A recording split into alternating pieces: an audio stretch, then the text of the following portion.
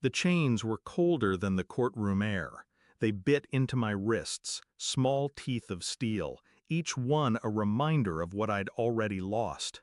The judge's words still rang, clipped and deliberate, life in prison, without the possibility of parole.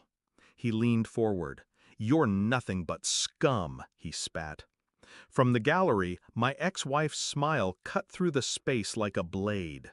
She leaned into the man beside her, her new husband, and kissed him. My children didn't look at me. Their faces were stone, their eyes fixed anywhere but here.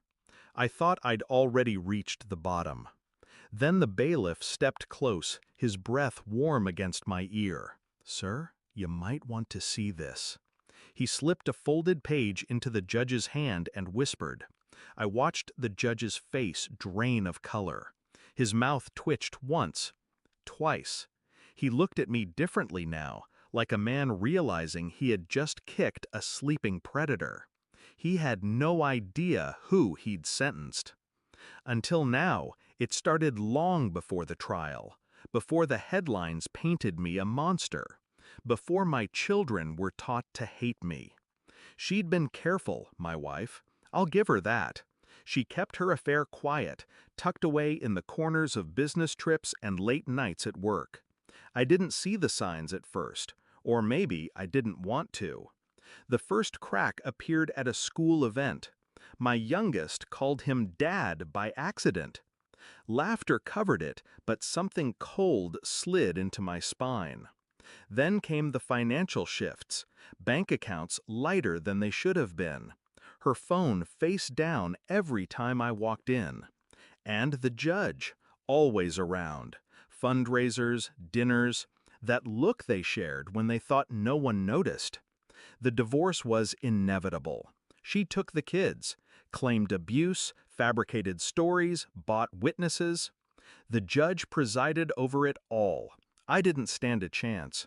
And when the criminal charges came, false, constructed, designed to finish me, he made sure my coffin was nailed shut. But people like him forget. I don't break, I build. While the trial moved forward, so did I, quietly. I hired no lawyers, no private investigators, not officially. Instead, I made calls to people I knew from another life, people who don't advertise. Phone records appeared first, his private number and hers, hundreds of calls, most late at night.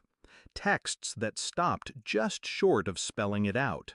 Then came the travel logs, hotel bookings, matching dates. I didn't confront them. I smiled in court, nodded when they mocked me in testimony. Let them believe they were winning. Every day in that courtroom, I studied him. The way his eyes lingered on her, how her shoulders relaxed when he spoke. The private smirks they thought were invisible. Weeks passed. My evidence grew heavier. Financial transactions, photos, one recording, her voice, his voice, careless in a hotel room. But the last piece, that came from my last contract. Something only I could have. Something that could gut a man like him in seconds. The contract was my insurance policy, a document tying the judge directly to an offshore account, one fed by kickbacks, bribes, and laundering deals that would end his career and put him exactly where he'd sent me. I didn't hand it to my lawyer. I didn't leak it to the press. I gave it to the bailiff. Not to save myself, to watch the moment it landed. When the paper reached the judge's hands, he scanned the first line. His lips moved as he read, then stopped. He looked at me.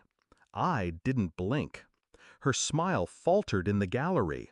She glanced at him, waiting for the gavel to drop. He couldn't move, couldn't speak. I saw it hit him, the truth of what I'd placed in his hands. The knowledge that his life, his reputation, his freedom were now balanced on the tip of my finger. They escorted me toward the door. The courtroom buzzed, whispers chasing the walls. I stopped. turned just enough so my voice carried. "Enjoy the honeymoon," I said. Her face drained, his jaw locked. I walked on, shackles scraping the floor. By the time they closed the door behind me, he would already be thinking about the calls he needed to make, the accounts he needed to erase. But it was too late. Every copy of that contract had already been placed where it needed to be. Not to free me, to bury him. The transport van rattled down the road. I sat still, the chains now loose against my wrists. Outside, the city blurred past, indifferent. I thought about my children, not the way they looked at me today, but the way they will look at him when the news breaks, when the truth is no longer avoidable.